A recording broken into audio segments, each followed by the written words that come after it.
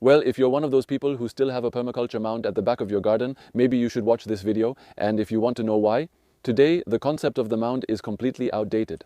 Looking for a method that's the opposite of the mound, questions its effectiveness and far outperforms it, then you should watch this video. Let's get started. Originally, the idea for this video was just to show you a new technique that I'm testing out here this year, but I have to admit I had a hard time presenting this technique to you without going back over a point that I find absurd, even doubly absurd, namely the famous permaculture mound. So first I'll explain why. Today, with the increasingly severe droughts we get in the middle of summer, and even sudden heat waves that hit as early as May, why is the concept of a mound in the first place absurd in most contexts? But before that, another word about something that for me is totally counterproductive, namely associating mounds with permaculture. I can't tell you how many times I've laughed to myself. Sorry if some of you might feel a bit targeted. How many times I've laughed to myself when I hear people talk to me about their regular garden, let's say, but still at the back of the garden, why at the back I don't know, but at the back of the garden, the permaculture mound. And so of course I can't help but make fun of that. Because if you think it's enough to just make a permaculture mound at the back of your garden to do permaculture, we need a little reminder of what permaculture actually is. First of all, to begin with, permaculture isn't just a list of techniques that you can apply without thinking. On the contrary, permaculture is more of a way of thinking.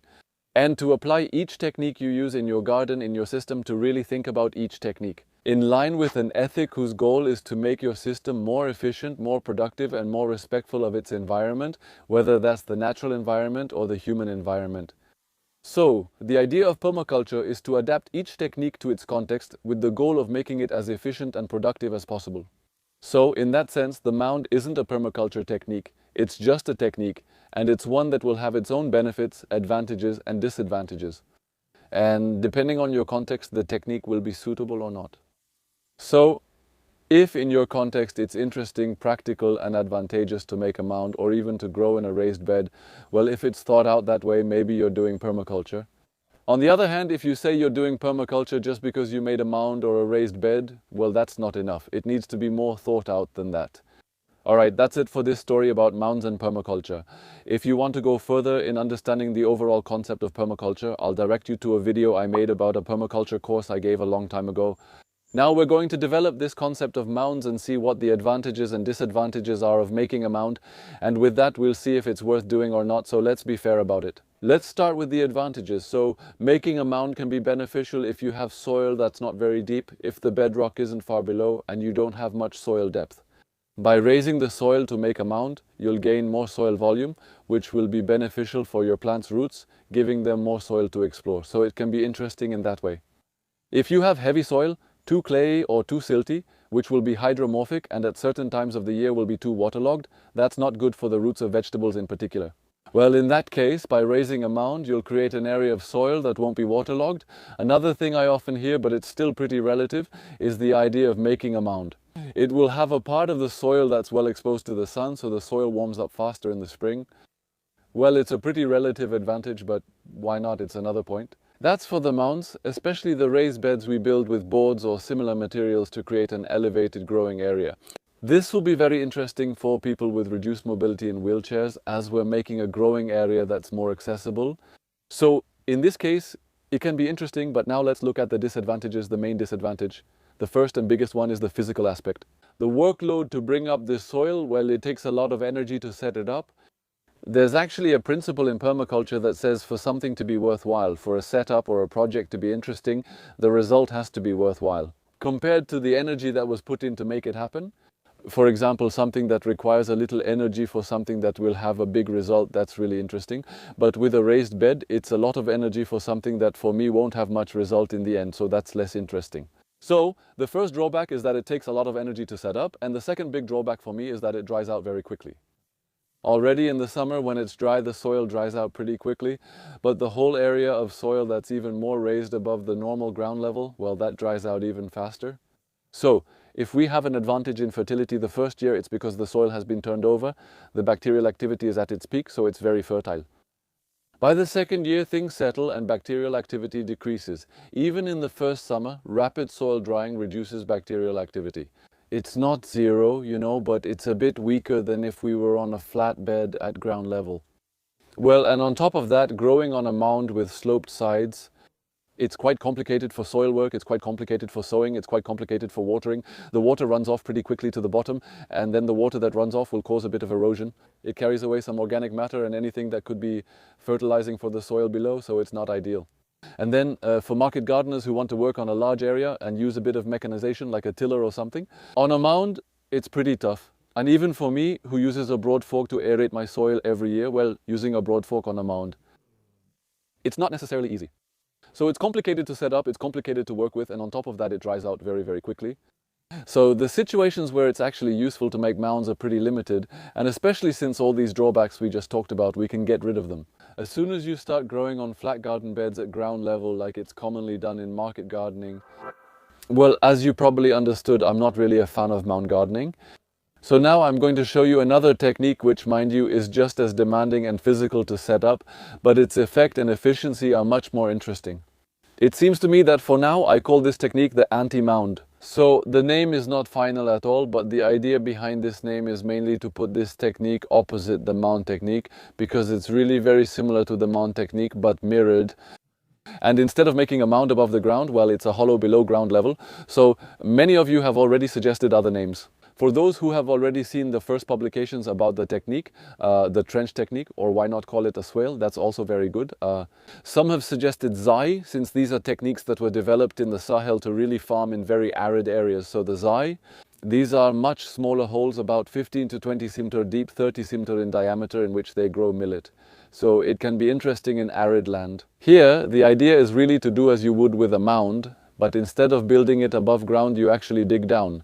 So before I describe it to you in detail and show you how I set it up, just a bit of context and feasibility. If you want to do this at home, you'll need to have fairly deep soil. If the bedrock is not far below the surface, it's going to be difficult to set up, you know? So you'll need deep, loose, fertile soil that's easy to dig, and also soil that isn't too waterlogged, at least during the period when you'll be cultivating it. And the other thing is, besides having the space and the place to do it, you'll need the energy to dig it, you know? As I was saying, if the downside of the mound is that it's physically demanding and restrictive, it's the same here. It still took quite a bit of time to dig all of this. However, the benefit afterward is usually more appealing. I believe that's true for a mound. I'll now try to explain it to you in detail. First of all, regarding the place where I did it, I didn't just do it anywhere. I did it where the drainage is. It's from a sink we have in the garden, a sink we use to wash our vegetables and do our dishes. So there you go. So it's a place where we use water, and we needed a spot where the water could drain, so I dug this where the water drains. So even before talking about drought or anything, it's a place that's going to stay moist every time we need to use water in the garden. Then I dug a much deeper area in the middle and a spot that will be trampled where I can walk. That way I can access the crops. They'll be on the sides because from the top, well, it's a bit harder to reach them. So there you go, there's a central area where the water flows, and that's where I'll be able to walk.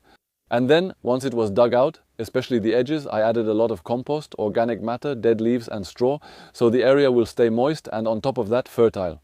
All the soil I removed while digging was placed right next to the hole. I didn't move it far. Actually, I could have even used that soil to make a mound right next to it. Back in the day, whenever I dug a pond, the soil that came out, I used it to make mounds. Well, since I'm less of a fan of mounds now, I just spread that soil over a grassy area next to it, and I didn't do anything else except just spread the soil on top. So now I have a clean patch of soil, which I also sowed, you know. I spread a little bit of compost on it, and I planted seeds with a mix of different plants. I make a mix with lots of seeds, some herbs, not too many vegetables, flowers, and a lot of amaranth. That's mostly what I have there at first, so I'll come back to the plants later. We'll start first with the plants that are here. So first there are different crops, mainly all the plants intended for food production. On one side of the anti-booty, I'm going to have a bit of trouble with that name, but we'll keep going like this for now. On one side, the side where the sink is, those will be crops that stay in place, not runner crops like I put on the other side. So among these crops, there will be zucchini, peppers, chilies, and maybe some other things will come later. And then on the other side, there will be more runner crops, you know, so different types of squash, cucumbers, melons, and some more unusual squash. I won't go into detail about each plant, but that's the idea. So these will be runner crops that will spread out over the area where I spread soil next to it and where the amaranths and so on have been sown. And so now we'll have the other plantings that aren't necessarily meant for food production, but more for providing shade and creating biomass. So there will be miscanthus corn and castor beans. So the miscanthus was put in a pot at the back and cut, and it was planted just to keep it from spreading too much because it's a perennial plant and I don't want it to take over the whole area. So there are corn, sunflowers, castor beans and chiso. And the purpose of all these plants is to create shade over the growing area. Not necessarily for the plants themselves because the plants will spread out a bit further, but at least to provide shade over the growing area. That's another thing to help keep it a bit more humid. Yes, and there are also banana trees. Well, the goal is to create shade to produce biomass, but these are hardy banana trees that are supposed to be able to bear fruit in our climate. We'll see how it goes. As long as there are open spaces, I'll keep planting and sowing. The goal is to have as much vegetation as possible. Well, because the denser the vegetation, the more it retains moisture and the more biomass it produces, and since this is an area that should stay relatively humid, we can afford to do that. And then, in the growing area next to it, where the amaranths are, most of those amaranths and other plants there will be smothered by the squash that will grow over them. It's not an issue. The few that remain will shade the foliage. Because, well, in full sun, those crops is not necessarily easy. Some crops are grown for later harvest, while others are meant to provide shade or produce biomass. Because the denser it is, the more the soil will be protected underneath and the more it will stay moist. So the moisture will be maintained, thanks to the fact that every time we use water, it will flow here, and thanks to the fact that there is a lot of organic matter with plants that provide shade. And then, if on top of that there's a need to water, since it's a hollow, it's pretty easy to flood the area. We won't need to water each plant individually. We'll flood the area and the whole zone will stay moist. So now let's see how it behaves. I'll make other videos for you, including some during the summer, to see how it holds up during drought and extreme heat. And then other videos or another video at least at the end of the season in the fall to see what it has produced. We'll see if it works as well as I hope. If you're interested, feel free to ask me questions in the comments and I'll try to answer quickly. If you're interested in seeing this project in person, visit the nursery. We're open every Saturday afternoon. The entire garden is open access. You can visit, see our work and ask us questions directly. That's pretty nice too. Something to do, something to follow, so I hope all of this might have given you some inspired ideas for your own place. If you do this kind of thing at home, feel free to tell me about it. Let me know how it's going for you, how it works. If you like the video, you can let me know, leave a little comment, give it a thumbs up, it's always nice. Share the video with people around you if you think others might enjoy it. Subscribe to the channel so you don't miss upcoming projects. If you'd like to support me financially, you can use the Typee page. The link is here in the description or at the end of the video. And well, thank you very much to everyone who does it and to those who will do it. Without you, I wouldn't be able to take the time to make all these videos. Have a good one, keep going, and see you soon for more videos. Bye. Bye.